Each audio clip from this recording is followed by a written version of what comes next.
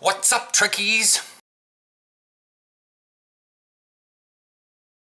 Hi. So, yes, I am completely aware of the death of Anton Yelkin. If you want to talk about it in the comments, we can talk about it in the comments, but it was a tragic death. It was an accident. It was one of those freak accidents.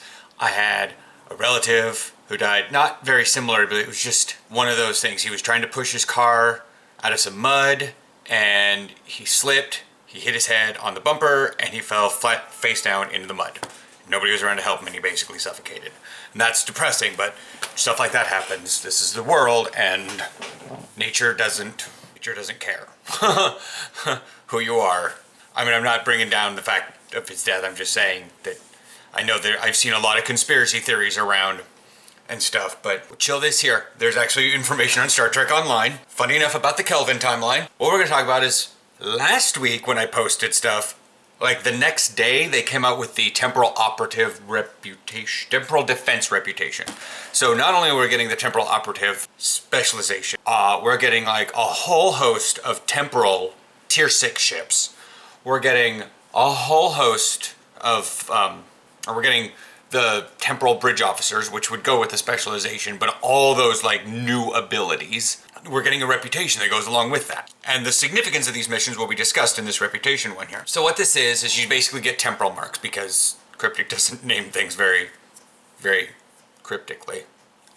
Basically, they can be earned by participating in Days of Doom, which is a queue, and it involves the Doomsday Machine. It's probably going to be pretty similar to, I mean, I don't know how it's set up. The blog post about it didn't really say much. It's linked below. You can get it through the Battle of Procyon 5, which, for those that may not know what that is, because you're like, whoo, not watching that, because it's evil or bad. In Enterprise, the Battle of Procyon 5 is where the Enterprise J is fighting the Sphere Builders. After the Sphere Builders have made an incursion into our space and they've warped space enough that they can be in there. You watch Enterprise and Archer shows up with Daniels and he's on the thing there and you see the space battle happening outside and they're on Enterprise J and then they talk and you see almost the schematic-ish of Enterprise J in the background. That's the Battle of Procyon 5. So Cryptic hasn't put anything out about this. I'm not sure if the Enterprise J is going to be like in the background or if it's even going to be there. We've got 2 weeks until it comes out, so we still got a lot of information to go. And then you can do the Badlands Battle Zone, which it's the Badlands Battle Zone. It's just easier to, it's like the Undine one, just easier to get to. You will get chronoton buffers. Those are the isomorphic injections. They're the super marks, as I call them. You can do it advanced and elite queues, or you can trade in marks for them, or chronoton buffers are used by a number of time-traveling cultures in the galaxy. They shield their users from unstable chronoton emissions and fluctuations both in and out of the time stream. High-end gear projects will require a small number of chronoton buffers. This would be, like the space set that we're talking about, or the ground set that we're going to talk about. The generalized look of like all the weapons that you're probably going to get out of your little box weirdly kind of look like the blast rifle, the one that you kind of hold down and they kind of walk around with, or a minigun. Looks kind of like the Doomsday Machine. If you click the link, you'll see it's a second picture. They kind of look like that. But anyways, so there's a space set, there's a ground set, there's an armament set for space. So the temporal defense, the deflector dish, we're not going to go through the whole name, just the deflector dish is hull and shield restoration capabilities, control expertise, and particle generators. The impulse engines are highly maneuverable, automatically divert a small amount of power to the weapon system, so probably a bonus to weapon power.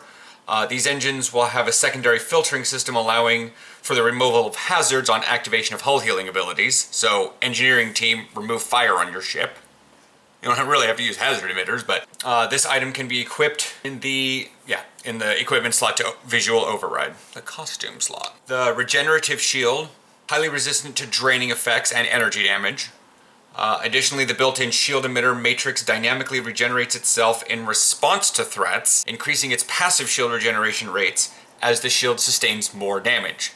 What I'm guessing is you'll get a stacking regen buff the more damage you take, much like with, I think it's the Aegis, you get a stacking damage resistance buff the more damage you take from that type. And then the warp core, max aux to weapons. I've been looking for aux to weapons for so long, but it's like aux to shields. Or I'm like weapons to shields or something like that. But I've been looking for aux to weapons for a long time. The warp core will also go faster than at higher warp factor when in sector space. So the Borg engine and the Mako engine have the same properties too. The Singularity Core, increasing the ship's max aux power. The Singularity Core's charge mechanisms are intentionally overclocked to allow for rapid deployment of Singularity powers. Yeah, and then again, higher warp factor. So that could be beneficial for Romulans that want to use warbirds, because I'm not sure, because no, with the Borg engine it's actually on your impulse engine that makes you go faster, and so it is with the Mako, so you're able to use those. But this one's actually built into the warp core, or Singularity Core, so bonus! Set bonuses for the thing is the 2-piece is increased strength of damage over time effects. This is not sure exactly what all qualifies as damage over time effects. I'm thinking like Gravity Well, Tychon's Rift, any plasma dot applied, perhaps eject warp plasma and stuff of the like. Also, with part of the science skills, like if I drain something, I give it also electrical damage. Drain expertise? Something. If I give drain expertise, then it gives it a small electrical dot, which this should increase that, in theory. So, this is a science set. For once, there's a science set. If you want to argue with me in the comments about whether or not this is a science set or not, I bring it on. Set 3. Using engineering team, science team, or tactical team gives you control and drain expertise for 10 seconds. It does not say the amount, but I'm guessing since it's only for 10 seconds, it might be a shit ton. I use all 3 science. I use all 3 teams, so. Temporal Fracture, 4-piece. It's a clickable ability. Hold and deal physical damage up to 4 targets within 2-kilometer radius. If you get really close to like your gravity well, or there's a bunch of little like fighters near you, you can just and you'll hold them there and they and you're basically holding them in time while you're fracturing time around them, and they're just like the idea of what goes on with these ships is something fun to think about while time is being fractured around them. But it's close range stuff, so one of those things that, like, if you happen to use eject warp plasma, run past it and while you're dropping eject warp plasma, because you're probably going to fly next to something. Big Voss ships would be good because I usually do them. The Borg command hot dog ships, I do that too. Can also work with cubes if you go up and over, but I kill cubes so damn fast. I have to sit back or they blow up on top of me. Anyways, now the armament set. Armament set is typically just like what we got from the previous missions, where there's a console, a weapon, and a torpedo, and it gives you 3 set bonus. So this one is the Chronoton Drive Actuator. If you're wondering, other consoles that are in these armament sets would be like the Nukara Particle Generator, Emitter, whatever it is, the Borg, the Assimilated Module, the Singularity Core, Romulans, and the Bioneural Gel Pack. Those are the ones I know of off the top of my head. There's other ones, I don't really use them. So this one is the Chronotron Drive Actuator. It's the console, universal, goes in any slot, wherever you want to go. Harnesses residual chronotons found around temporal incursions to enhance the ship's power levels. Additionally, the console increases the ship's maximum shield capacity and control expertise to better defend against hostile incursions. So it's kind of a defensive console. So I'm taking a wild guess, like +2 all systems, and then plus percentage shield capacity, maybe 22, 25%. It's 12, so it might be 20% to start out with. And then control expertise, I have no idea what number.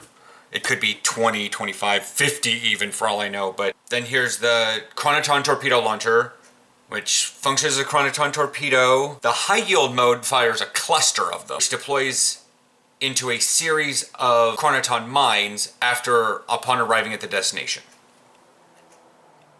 That's freaky. What this one also does is it slightly increases your flight speed, turn rate, and shield hardness, and shaves precious time off your recharge rate of bridge officer ability, so when you fire it, it leaves a little bit of chronotons left behind in a matrix. Something weird. And then there's the advanced, and then the Chronoton weapon, which is a beam in some cases. It's that one that it's a beam or dual cannons, dual heavy cannons. It's not both. I mean, you can put it on anywhere on your ship. Anyways, so again, in the beam array, it'll leave the little matrix on. I'm not sure if it'll have a visual or not, but it'll do the same thing: increase flight speed, turn rate, shield hardness, shave precious time, blah, blah, blah. Same thing with the dual heavy cannon. So they don't really have anything that's negative to the thing. They just buff your ship. The set bonus for the armaments is passive 2-piece, increase energy weapon damage, and crit severity. The 3-piece is temporal threading. You gain armor penetration and shield penetration for 15 seconds. It's a click enhancement. I'm gonna run out of room on my bars. Ground set is just combat armor, dual pistols and a personal shield. Armor, substantial energy, physical, environmental resistance. Also has a series of automated filters designed to increase the wearer's tolerance to pain and injury. Okay. Defense subroutines designed to knock attackers away and temporarily overload the output of the wearer's energy-based weapon. So it might have a weapons malfunction proc as things hit you, a 2.5 chance, whatever. The dual pistols, capable of firing faster and further than standard pistols. These paired pistols quickly build up chronoton charge when fired. This charge reaches a critical mass at 7 stacks, overloading the weapon's dual compression bolt secondary fire into hyper compression bolts, allowing for a dual energy blast tertiary weapon fire.